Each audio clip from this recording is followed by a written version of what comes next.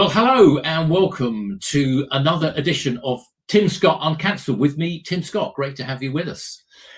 Whoever you are, wherever you are, and however you are listening. And talking of how you can listen, you can find us on YouTube, for example. If you go to YouTube and you type in unprecedented TV, you'll find us. And if you can give us a cheeky follow or a subscribe, so much the better. So we have a guest as ever, and I'll be introducing him in a moment. It's Alan Cook, a friend of the show and a Reform councillor for Bromley in South East London. And great to have him back on the show. And he is somebody who knows Nigel Farage quite well. So we do have a Reform story coming up. And as ever, we look inside the papers. We go behind the front pages. We go out and we buy the newspapers so you don't have to. We go past the front pages, which you normally get on the evening TV shows for the next day. And we look at the stories behind and beyond the front pages. And we always try and end with a slightly humorous and a light-hearted one. And we've got that again today. So the stories and our guest coming up in a minute. And folks, what times we are living in, what a day, what a week we've had. I was at a meeting on Tuesday evening with Andrew Rosendale, the latest recruit from the Tories to Reform. Very interesting to hear what he had to say. But we are politically independent here. We don't necessarily sway one way or the other. Where I live here, we have a very good Conservative MP, Joy Morrissey, for example. So talking of politics, we're often told that politics are won from the so-called centre ground, the middle of the road. Well, you can get run down by the traffic coming in both directions, but at least you have a choice of gutters. And business as usual, we're told, is the way to win elections. Where has business as usual got us?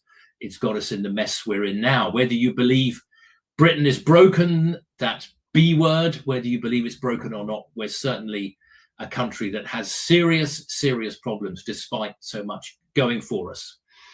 And I much prefer the phrase common ground to centre ground. And there's a new common ground emerging in British politics, a new consensus emerging in British politics. That immigration, for example, immigration's been too high, taxes are too high, we're over-regulated, we need to boost our defences, and that our national identity and culture has been changing too fast and too radically. This is the new common ground, I think, of British politics, which political parties, whoever they are, would be well advised to lean into, in my view. But enough from me. It's time for our news stories. We've got some great ones for you today. And so let's welcome our guest, a friend of the show, Alan Cook, Reform councillor. Alan, great to have you back on the show. Welcome back. Thank you for having me, Tim. It's good to be back on the show. Okay, thank you. And what have you been up to lately? Anything worth sort of commenting on? You're an active kind of guy. What have you been up to? Yeah, well, I'm actually the chair of the Bromley branch, so oh, good. Yeah, there's quite a lot going on within the party. You know, we're still riding high in the polls. I think we've led the last 200 polls. So activity-wise, the party's never been busier, and very much locally as well. We had a branch meeting this week, and a good 70, nearly 80 people came along to that. So it's mainly, I'm doing this full time now. So politics for me is the way forward, and you know, my background is not politics; it was IT. So yeah. I've got a bit of business experience behind me, which I see that's valuable, very helpful. Not enough MPs, particularly in Labour, have got any business experience. Have you? You must have noticed that, Alan. Well, yeah, everyone knows the front bench hasn't, but actually, nor has the Tory front bench. You know, that's why we as a party are looking at doing things differently, and we're going to go to industry to get the kings of industry to actually help out in their relevant fields, as opposed to planting an MP with no experience. into, say, the health sector and say you can run the health sector for a year or two and then swap out and put them into transport. So yeah, we will be using kings of industry ministerial roles so we can actually improve the lot of this country, because I think the consensus is that Britain is broken. That's a nice picture of me in Croydon. So even though I'm a councillor in Bromley, so well done there. So Croydon, another Labour Uncancelled that went bust. I seem to remember. But yeah, Alan, there's I've always thought there should almost be a law that you can't become an MP, for example, until you've spent 5 years doing something else and made a success of it. If you look at Labour's front bench, I think the Tories do have a bit of business experience, but I mean, Labour certainly. I mean, who are you, to coin a phrase? It's all trade union reps, career politicians, and lawyers. Lawyers. So your test would fall down straight away, because the majority of them are lawyers. I certainly wouldn't want to be represented by any number of them, to be honest. So no, it's not a great situation, and that's why we're offering actual proper change to the way the whole of the country potentially could be run, as opposed to Labour's running slogan for the last general election, which was just change. They didn't say what they were going to change, or they didn't even say it was changed for the better. And I think we've very much worked out that actually it's changed for the worse. Indeed. Well, let's get straight into our first story, which is from the Daily Mail, and I think it's a good one for Alan. Now, as I said earlier, when we're not Reform TV. We have a broad range of guests. We had the broadcaster Linda Doobally on last time. Time before that, we had Stephen Ballard from the SDP. Next week, I've got Simon Calvert from the Christian Institute. And hopefully the week after that, I'll have a guy from Australia. That'll be very interesting. But let's get straight into this story. And I've noticed recently the Mail being seemingly more reform-leaning, more Tory-leaning, the Mail, and the Express seemingly being more reform-leaning. And so this one's from the Mail. Reform may have already hit peak popularity, poll experts suggest. Calls once again for the parties on the right to unite. Support for Nigel Farage's party has cooled. The right must unite, says the Daily Mail, predictably perhaps. And then you've got that little story about down the bottom there about all the cancelled elections. 4 million people denied the vote. So what do you think, Alan? Has Reform peaked, or peaked too early, perhaps? No, it's our first hiccup in the polls. And in here they're saying we've gone down to 29% and the Tories have gone up to 19%. The last poll out yesterday has put us back up to 32%, and the Tories lower. So there's a tiny little dip in our polling, and all of a sudden there's a whole article in the Daily Mail about it. Tomorrow's wrapping for your fish and chips. Really, we've led over the last 200 polls. We're the largest party by membership, and the last 200 polls have put us ahead of the others.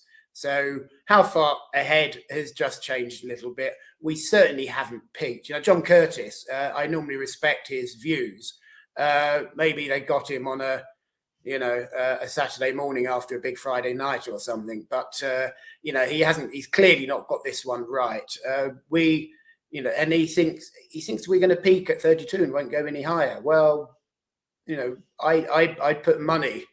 I'd bet him a fish dinner that actually we're going to peak a lot higher than 32. Yes, he says that, doesn't he? I mean, and John Curtis, yes, like you, from Strathclyde Uni, I've got a lot of time for him, and a great pollster pundit. He says 32%, he imagines 32% is the height of what it can achieve, because its vote is a very, very niche market. Well, people were saying that when Reform got to 25. Right. Exactly. And when there's common sense being a niche market, what he's saying just doesn't make sense. And later on in that article, it says that if the right combine, we could get to 40%. I think we're going to get to 40% as we are anyway. And the right can't combine for a number of reasons. one, if we do any sort of a pact with the Tories, we'd lose our support instantly. So we're never going to do that. Anyone that suggests it is always from the Tory party or a Tory party leaning newspaper. So it's never going to happen. We've said that. Nigel has said that over and over again. There will not be any pact with the Tories. The Tories are a broken brand. They've lost trust.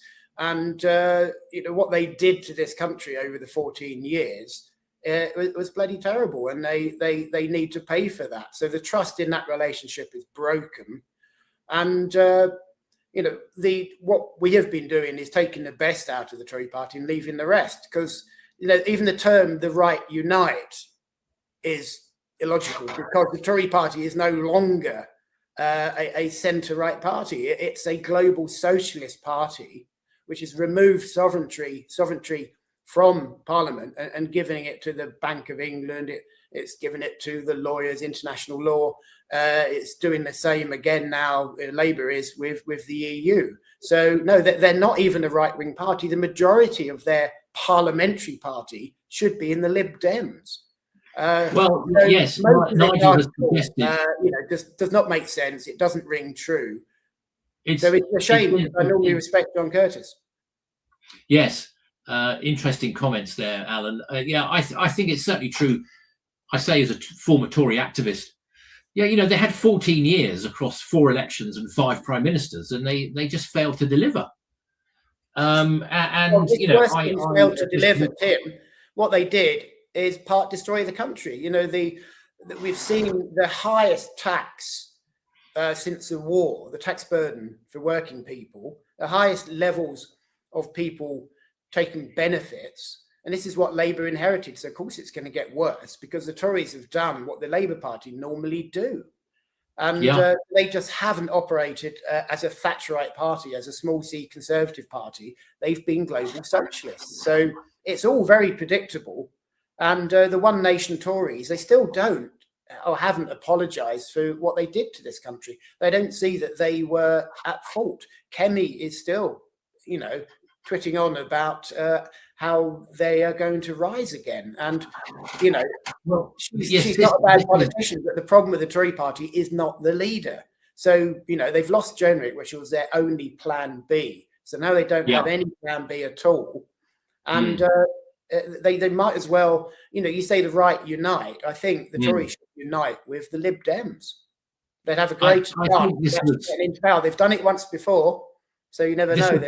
This was part of the frustration that I know Jenrick and Andrew Rosendale had. That I feel, Alan. I think even if the Tories were to win again, they talk. Andrew said this Andrew Rosendale said this on Tuesday evening. The Tories, they talk a good game in opposition, but then they get into government and they go all soggy. And I raised with him on Tuesday just a list of things that the Tories started or that they introduced: the smoking ban, high migration asylum hotels, non-crime hate incidents, net zero by 2050, loads more quangos, a football regulator, the Chagos Islands deal. I mean, I could go on. There's a list. There it is. It's in there. A list of things that the Tories. It's terrible what they've done to this country. They should not be given another chance to actually govern this country at all. I've been dealing with Andrew Rosendale with regards to the Chagos Islands. I was in the comments recently, and Richard Tice as well. And we're still battling away hard to try and stop that deal. And I was talking to Robert Jenrick in the GB News studio. Sorry, shouldn't mention another TV channel. The night before, I'm on it sometimes. The night before the leadership election, and I said to him, Robert, you're saying all of the right things. However, they're going to fall on deaf ears with your party, and even if you do win, they won't let you actually do what it is you want to do. So I'm glad he's come over to us, because the rhetoric he is saying, we will actually ensure that it happens. We will close the borders. We will deport the people that shouldn't be here. Yeah, good. Okay, Alan, thanks for your. We must move on. Thank you for your views on that. And I think, yes, I think both Rosendale and Jenrick are a good catch for you guys in reform. Okay, let's go on to our next story. This is from The Guardian, just to assure you that we do look at a range of newspapers, and actually we've got a couple of clips here which are linked, so one from The Guardian and one from The Express. Asylum seekers moved into ex-army base amid protests. I mean, look at the picture there. I mean, you know, people are being red pilled. You know, people are being radicalized by the truth, by events and what's going on. The first group of asylum seekers has been moved into a former military camp in East Sussex, the Home Office has said. Crowborough training camp received 27 men in the early hours of yesterday morning. Apparently they were brought in at 3:30 at dead of night. The number will be scaled up. It's one of two camps identified by ministers. I believe the other one is up near Inverness in Scotland. Mind you, the SNP are always telling us how much they want to welcome migrants. The other being in Inverness. Using language that reflects the Home Secretary's hardline stance, says The Guardian. Mahmood says that the move was part of a plan to transfer people from hotels into large-scale accommodation. And then if we, before we get Alan's comments, let's just get the next clip. This is from The Express. Mahmood barracks just the start for migrant sites. Are you going to have any of these near you, Alan, down in Bromley? No, thank God, and not even HMOs. So we're lucky in that respect, because I have two young daughters. I would fear for their safety, which I think is the main concern for a lot of the people who are out campaigning in Epping and here and other places up and down the country. Yeah, so yes, it says here, Shabana Mahmood vowed to open site after site to house migrants, despite outrage as the first asylum seekers moved into an army training camp yesterday. There's a picture of quite a nice bedroom there, a couple of twin, at least they're putting two to a room.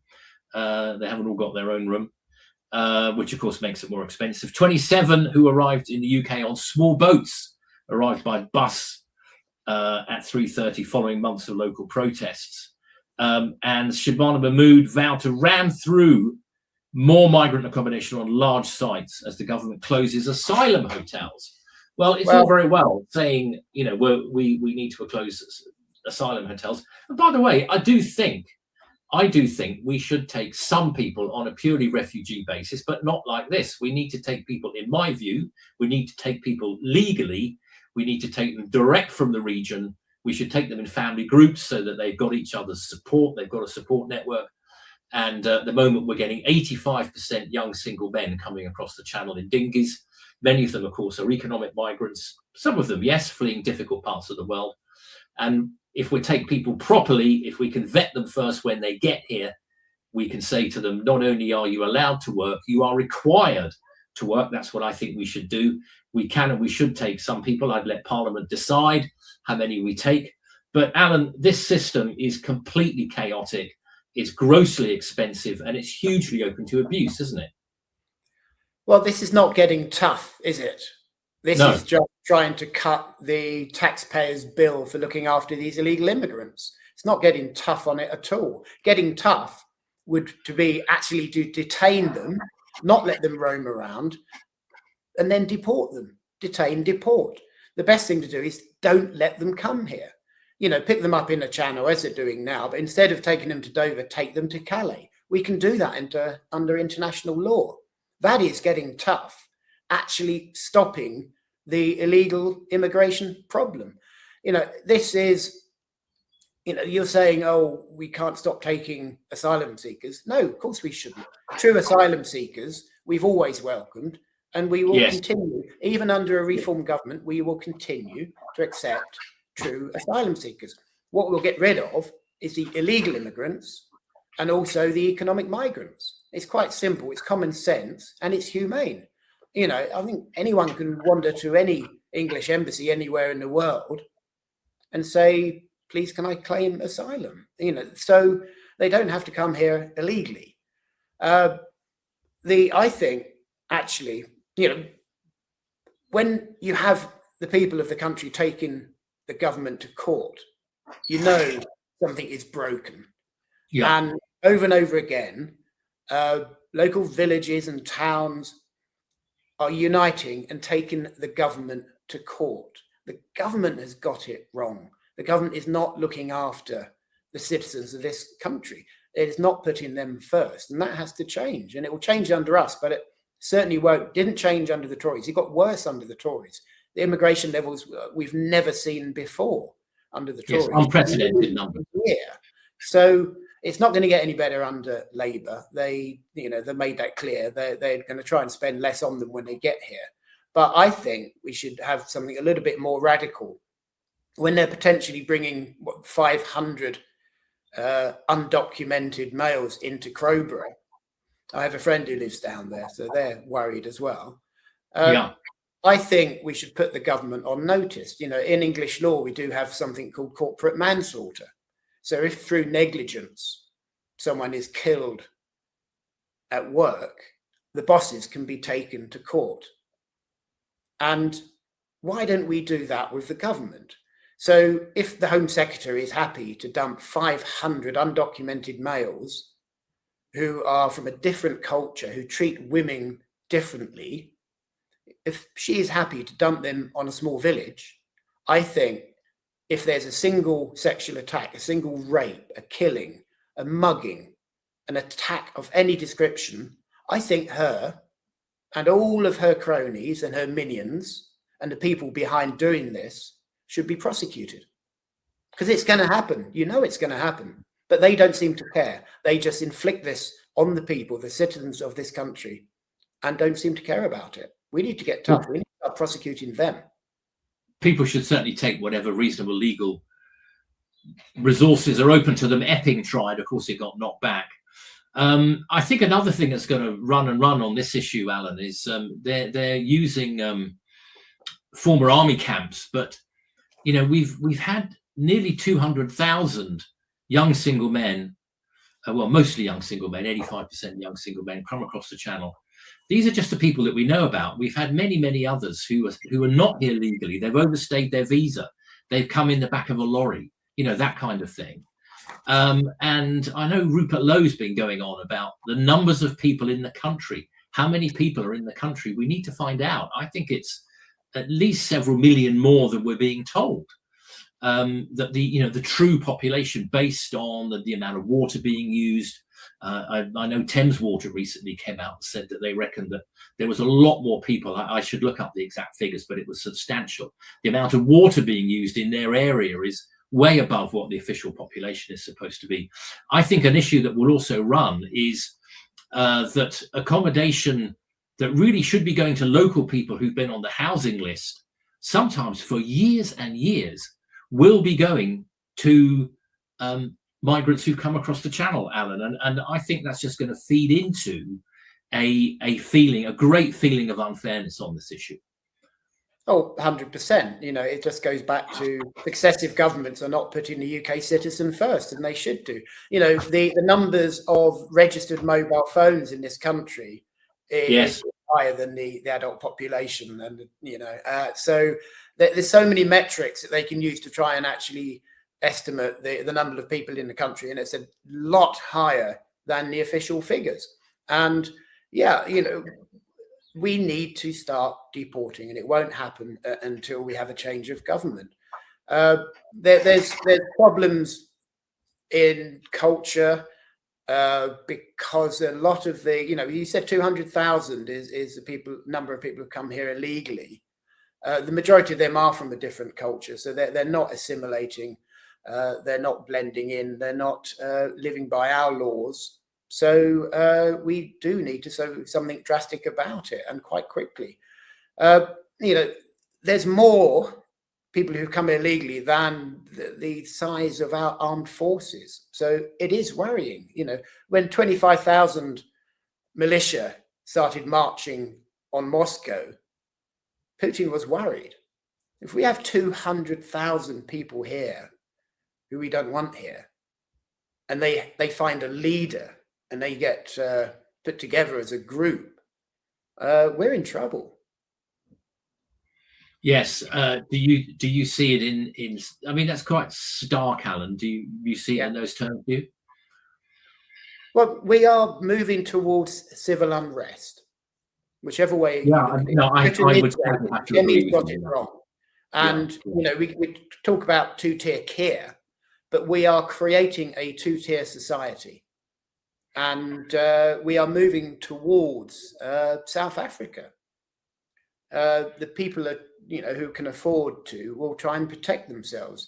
If you can afford it, you'll put your kids through private education. If you can afford it, you have private health insurance and you pay for your medicine that way. We have gated communities in Bromley. In Westminster, individual roads are paying for security because they can't trust the police anymore. You know, we're moving towards a broken society, and the trust between government and the people it's tenuous now. I can see. I think the T word in the city, but they possibly could be civil unrest quite soon. And the shame is, it's obvious. We can see it. I think trust is important. I mean, we're certainly, I think today in, you know, post-Christian Britain and with many of the changes that we've seen, I think we're becoming a less cohesive, less trusting society. Our sense of shared values, you know, what's right and what's wrong, is being eroded. I mean, that's not just down to people who come into the country. But I think there's certainly less trust in our institutions, less trust in our political parties, and in, you know, and in business. But why is it, Tim? Is it because I know. You know, how do they attack reform? They either attack us personally, they go for the person.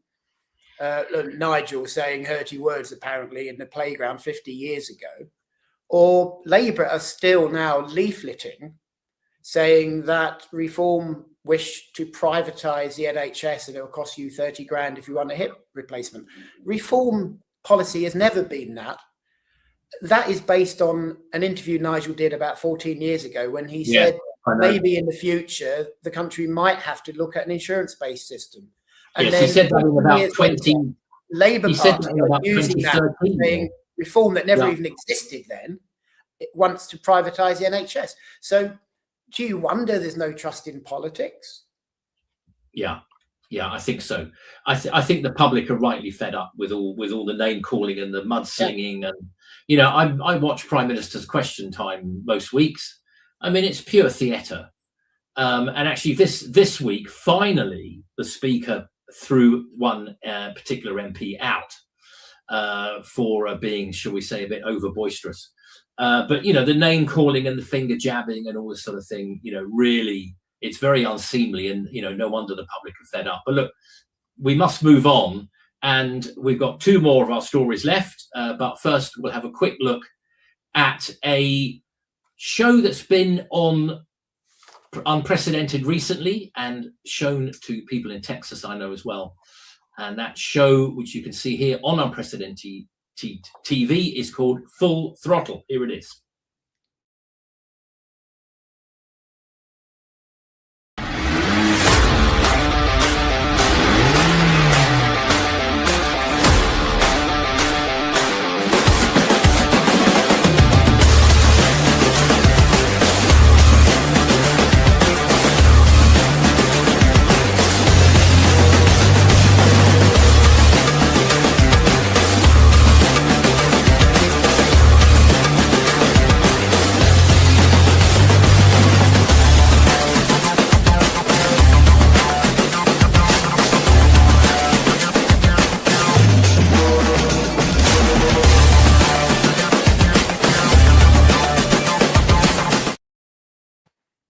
Okay, thank you, Studio. And that's one of the other shows that you can see on Unprecedented TV. And as I said at the beginning of the show, you can find us on YouTube and give us a cheeky subscribe, and then you'll get access to all the shows, including this one.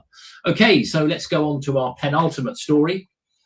This is from the Mirror, and this is from this is a topical story that I think will run and run.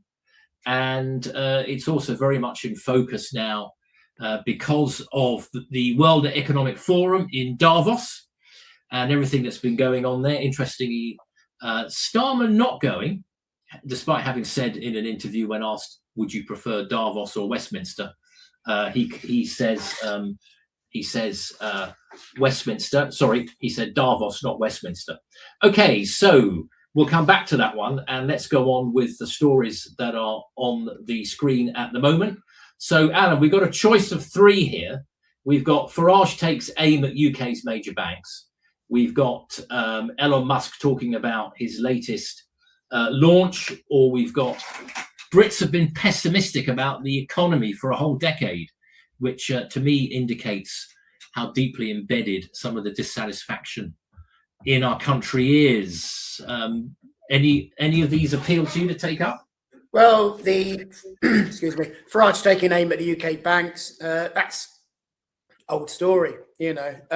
We've been saying that for a long time now. It's completely a waste of money. We're just throwing billions down the drain. So it needs to stop. And we started this. We put it forward.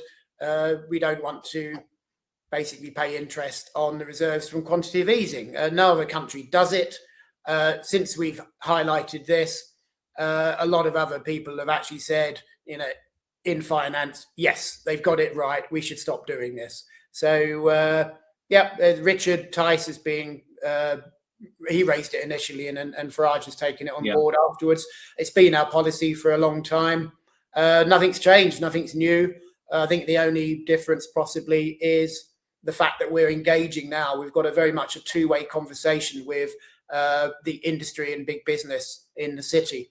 And we had a wonderful evening at Bloomberg probably about 2 months ago now, where we engaged and we said, come to us, tell us what it is you want us to do when we actually form the next government. It's all part of our getting ready for government program. Yes, I know Reform are putting in, led by Danny Kruger, putting in quite a lot of work on, preparing for government. I just found just before we move on, I just found the Elon Musk story there quite interesting. I mean, say what you like about the guy, whether you like him or not, or you like his politics or not, whether you're on Twitter X or not. I mean, the guy is a genius. Look at his record: PayPal, Tesla, SpaceX, Starlink, which is getting the internet into Iran when the government is trying to close it down. And Elon Musk here, chief executive of SpaceX, it says, at, of course, World Economic Forum in Davos, which, as I said, Starmer is not attending, but Nigel Farage is. The company is exploring a potential listing in 2026, which promises to be a bumper year for floats on Wall Street. Let's hope that flotations on the UK stock market can do. It's at an all-time low. So I know. It's another thing that's going to have to wait for a change of government to get some confidence back into our economy. It's not going anywhere. And actually, the pessimistic about the economy story I found was a bit more interesting because they're saying, oh, we're growing by a little amount. So isn't that great? Isn't that positive? But actually, no, it's awful. Where we could be doing so much better. We're deliberately putting ourselves in a winter with slim pickings when actually we could always be in a summer where there's a glut of everything. The problem is we've had people who are sort of anti-Brexit when really we should be anti-net zero. So Brexit friendly, net zero hostile is where we need to be for business. And unfortunately, we've had two governments which have done it the wrong way round. Yes, Alan, it's interesting you mentioned winter. I think Britain at the moment, it feels a little bit like Narnia. What was it? Always winter, but never Christmas. With coming out the closet. Yes, exactly. Coming out the back of the wardrobe. Okay, so I think we've got that. We've got our next story ready now from the Mirror, and Russia must compromise in peace talks. We'll have that coming up in a minute. Here it is from the Mirror. Ukraine's President Zelensky will hold talks with Russia and the US in a bid to end the war. That's hardly dramatic news. But he warned Russian tyrant Putin that he must be ready to compromise to end the deadlock. Zelensky also lashed out at European leaders for failing to lead in defending his nation from Russia and being too slow and soft in responsible to the invasion of Ukraine. He told the World Economic Forum Europe should become a global force I don't know. I'm a little bit skeptical about that, Alan. Do you see Europe becoming a global force? I don't know. Well, no, we don't need to be outside of NATO. This is the EU looking in a power grab by the EU again. They want control of everything, and they want the EU army. So no, NATO has worked well for us. The US puts in a damn sight more than pretty much everyone else put together. I think we're lucky to be in NATO, and Trump's done a great thing by getting the spending in NATO up by the people that weren't doing it. How many separate defence things do we need?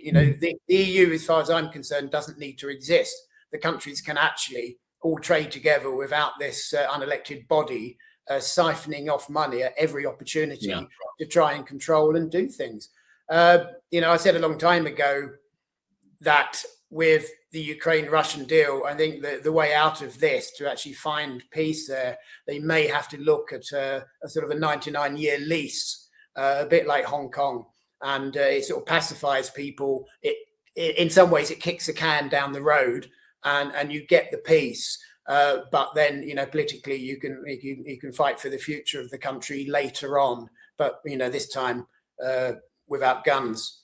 So I think there is a way out. But I think there might be at least, and again, trust in politics. The Tory party is saying that reform are Putin appeasers, and in fact Nigel said something about Putin as a leader before he invaded Ukraine the first time round, and after Nigel said that, Putin came and visited the Queen, so and then he invaded Crimea afterwards. So but the Tories still rattle on. We had a Tory MP in my children's school this week telling the school children, the impressionable school children, that reform is in bed with Putin because Nigel said this positive thing about him again many, many, many years ago. Well, again, it was about anyone, He said it about. It's another comment he made about 10 or 12 years ago. Yeah, exactly. Was it a couple of weeks ago? He said Putin is a monster. But no, they don't use that. They don't report that. No. They say what you said before they invaded first. Let's look at what you said 10 years ago. Yes. And yes, so we've got a Tory MP going into a school, talking to impressionable young girls, telling them that the Reform Party is in bed with Russia because their leader admires their, and say, it's just ridiculous. So, this is where we are, unfortunately. We need a little bit of truth and trust back into UK politics. Yeah, we do. We do indeed, whoever you support. Okay, Alan, let's get our final story. And we always try and make it a slightly sort of humorous or light-hearted one. The Sun is often a trusty supplier of said stories. So this is from the Sun. Size Maximus. For those about to pie, we salute you. Gladiators were really quite fat. Roman gladiators were not at all ripped and muscly like the Hollywood heartthrobs who play them, but were actually quite fat, a historian has revealed. Dr. Harry Sidebottom says Colosseum fighters, who some believed hailed emperors before they fought to the death, saying, for those who are about to die, we salute you. They would try to pile on the pounds to protect their bodies. And you've got Russell Crowe on the left, looking like, what is it? My name is Maximus Decimus Meridius, leader of the Felix Legions, what was it, husband to a murdered wife and all this sort of good stuff. And then more like this on the right. I recently saw the film Nuremberg, actually quite an interesting film in which he plays a rather porky Hermann Goering at the 1945-1946 Nuremberg war crimes trials. What do you reckon, Alan? Are you a Gladiator fan? I did go and see Gladiator 2, but I mean, it was the blood was flying everywhere. I haven't seen 1 or 2 actually, but I do share a birthday with Goring. So, oh, you do, dear. But, it's what's a modern day comparison? Probably sumo wrestlers, because you need to be large to do that sport, not necessarily ripped. And I think they are seen as sex symbols over there. And this little report here still says that they may have been a little bit chubby and porky, but actually they're still seen as sex symbols because of their position in society. Yes, I know sumo wrestlers are sort of regarded as sort of cult heroes in Japan, and they certainly pile on the pounds or the kilos. I'm not quite sure what quantity of weight measurement they use in Japan. Oh well, yes, there you go. There's one on the left and one on the right. He's certainly looking pretty ripped on the left, isn't he? Yeah, very interesting. So yeah, that brings our show to a close.